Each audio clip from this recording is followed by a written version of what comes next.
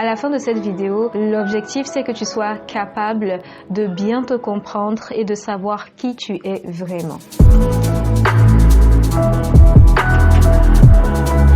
Bonjour et bienvenue sur la chaîne S'épanouir maintenant, la chaîne dédiée à ton épanouissement personnel. Je m'appelle Mélissa et j'ai décidé de créer cette chaîne dans le but d'aider les personnes qui sont en quête d'épanouissement à le trouver.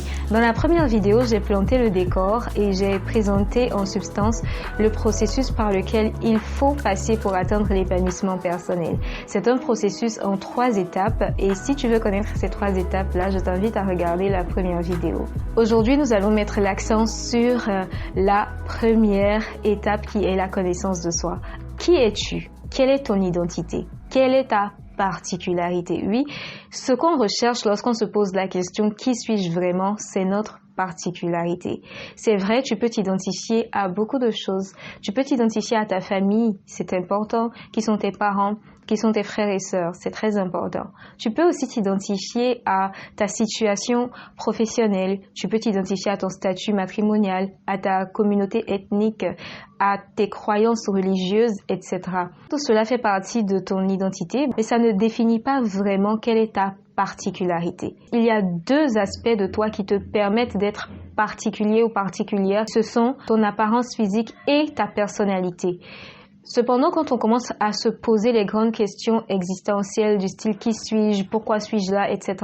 Quand on veut vraiment se connaître et aller au-delà de ce qu'on voit, eh bien, la réponse à ces questions-là se trouve au niveau de la personnalité. Une amie m'a prêté un livre qui s'intitule Why You Act the Way You Do. C'est un livre très intéressant dans lequel l'auteur Tim LaHaye a proposé une formule de la personnalité. Je vais me baser sur cette formule pour t'aider à décrypter ta personnalité et à comprendre réellement qui tu es, comment tu fonctionnes. Il a présenté ici 10 éléments très importants que je vais subdiviser en 3 catégories. La première catégorie est composée de tes habitudes, de ton éducation, de ta discipline personnelle, de ta motivation, de ta mentalité et de ta santé. Cette catégorie-là, elle est évidente, elle est apparente. Quand une personne te côtoie, facilement, elle peut déterminer quelles sont tes habitudes. Elle peut comprendre ta mentalité. Est-ce que tu te crois fort? Est-ce que tu te crois faible, etc. Et souvent, c'est sur cette base-là qu'on juge notre prochain. Quand on vit un mal-être profond, c'est cette partie de soi qu'on remet en question. On se demande pourquoi j'agis de telle façon, mais pourquoi je fais ça? Aussi, lorsque les coachs en développement personnel veulent nous aider à changer, ils veulent changer notre mentalité, ils veulent nous booster, ils veulent nous motiver, ils nous encouragent à lire plus, à faire du sport, à manger sain. Bref, c'est sur ces différents aspects de cette catégorie-là que les coachs ont tendance à intervenir. Et c'est vrai, si tu changes de mentalité, eh bien, ta personnalité aussi va changer. Si tu changes tes habitudes, ta personnalité aussi va finir par changer, ainsi de suite. Cependant, on sait aussi que ce n'est pas toujours facile de changer des habitudes, ce n'est pas toujours facile de changer de mentalité. Les gens ont beau te conseiller, ont beau te dire ce qu'il faut faire.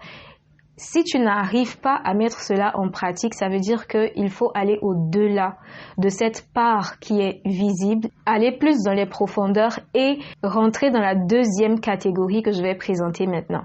Je la compose des éléments suivants. L'éducation que tu as reçue quand tu étais enfant, donc childhood training, je me dis l'éducation, la manière dont on t'a formé, comment on s'occupait de toi pendant l'enfance.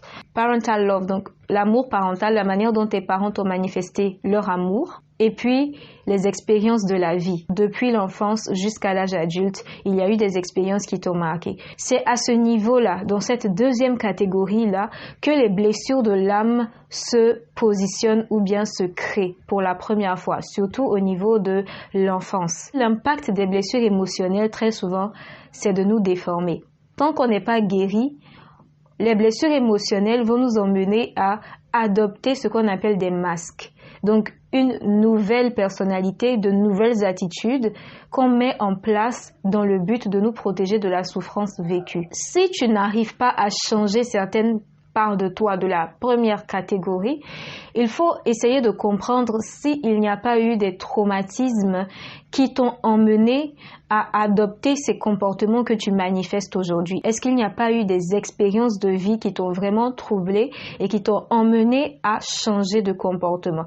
Il y a des gens qui vont dire, par exemple, j'ai été tellement trahi aujourd'hui que je ne fais plus confiance à personne. Le fait de ne plus faire confiance à personne et d'avoir même peur tout le temps d'être trahi, c'est une nouvelle personnalité que tu t'es créée dans le but de ne plus souffrir de la blessure.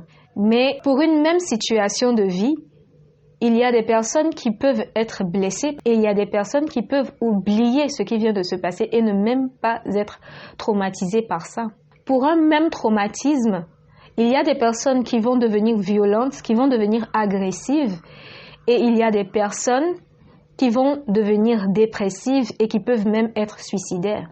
Et cette différence-là vient de quoi? Du tempérament. Tout ce que tu as vécu dans la vie, l'amour parental, la manière dont on s'est occupé de toi pendant ton enfance. Donc, tous les événements de ton environnement, tu les as perçus au travers du prisme de ton tempérament. Le tempérament est inhérent à ta nature, il est inné. Il fait partie de ton ADN. Il est génétique et il ne changera jamais. Il y a eu des études scientifiques qui suivent un être humain depuis la naissance jusqu'à l'âge adulte. Et les observations ont montré que, justement, le tempérament d'une personne se perçoit depuis son enfance. Ce n'est pas en grandissant que tu commences à avoir un tempérament. Depuis le sein de ta maman, ton tempérament est déjà défini par tes gènes. Maintenant, ta personnalité est la combinaison entre tes gènes et ton environnement. Donc, ce que tu es à l'origine se trouve au niveau de ton tempérament. Chaque type de tempérament a son fonctionnement, son mode de fonctionnement, ses talents, ses besoins fondamentaux. Et si tout cela est pris en compte chez un enfant, il grandira de manière épanouie. Peut-être que l'environnement dans lequel tu as été n'a pas compris ton tempérament, n'a pas compris ce dont tu avais réellement besoin. Et les gens qui, même s'ils t'ont aimé, ils ont essayé de te donner quelque chose d'autre. Des fois, ça a été de manière involontaire. Ils se sont dit qu'ils te faisaient du bien en faisant ci ou ça pour toi. Mais au fond, ça ne correspondait tout simplement pas à ton tempérament, à ta nature intrinsèque. Et c'est ça qui crée les blessures émotionnelles. Peu importe en fait le type de blessure, la finalité est la même, c'est que ton toi véritable n'a pas été accepté, n'a pas été compris, n'a pas été respecté.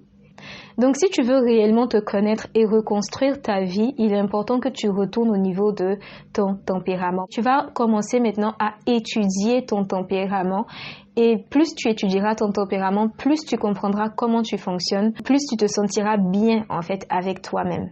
Il existe 4 types de tempéraments. Les tempéraments sanguins, colériques, mélancoliques et flegmatiques. Ces 4 tempéraments-là, on peut les subdiviser en 2 grands groupes. Les sanguins et les colériques qui sont plus extravertis et les mélancoliques et les flegmatiques qui sont plus introvertis. La science reconnaît l'axe introversion-extraversion. Les scientifiques vont beaucoup plus utiliser justement les tempéraments introvertis et extravertis. Et puis il y a un 3e tempérament qui se trouve plus ou moins au milieu qui est l'ambiversion.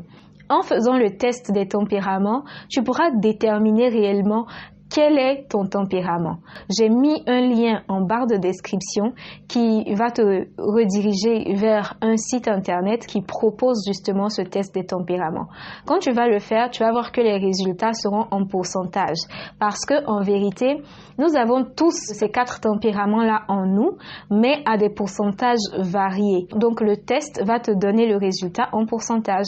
Ensuite, tu vas prendre les 2 tempéraments qui ont le plus haut pourcentage. Ce sont ces 2 tempéraments-là qui vont déterminer réellement ton tempérament global. Si tu veux bien connaître et approfondir la connaissance de ton tempérament, comprendre comment tu fonctionnes, etc., eh bien, tu peux simplement m'envoyer un email. Voilà, ou bien tu peux aussi m'écrire en inbox sur Instagram. Tu me partageras tes résultats et puis ensemble, on va les décrypter pour te permettre de vraiment bien te comprendre. Voilà, je te dis à très bientôt pour la prochaine vidéo. D'ici là, fais tes exercices, apprends à te connaître, écris-moi. Je me ferai un très grand plaisir de t'aider. Ciao!